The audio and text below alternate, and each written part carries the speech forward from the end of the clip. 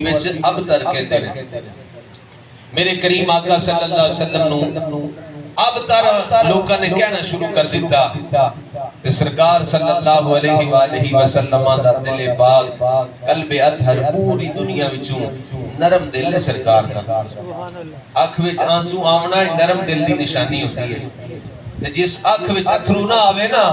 اس سمجھ لے او دا دل پتھر ہو گیا ہے دل سخت ہو گیا ہے علماء کرام فرماتے ہیں اپنے نصیباں تے روئے کرے اپنے مقدرہ تے بندہ روئے جنوں رون نہیں آمدا حضرات عزیز وقار سرکار دا پوری کائنات وچوں نرم دل ہے جس ویلے کافراں نے سرکار نو ابتر کیا نا میرے کریم آقا صلی اللہ علیہ وسلم نے چشمان مبارکہ وچوں آنسو آئے یا اللہ اے مینوں ابتر پیاس دے نے رب نے آکھیا سونے ہن تو نہ بولی میں بولاں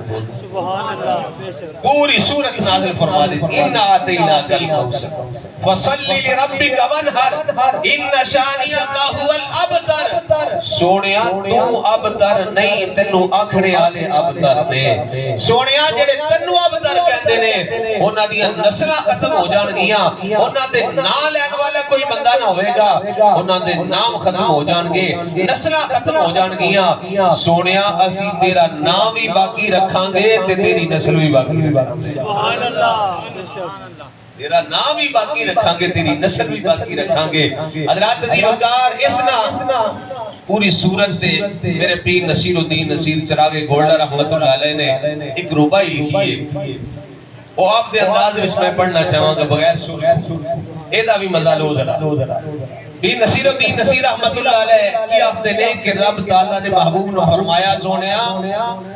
مر جائیں حاسد جل جل کر مر جائیں حاسد جل جل کر غم مت کر اے میرے پیغمبر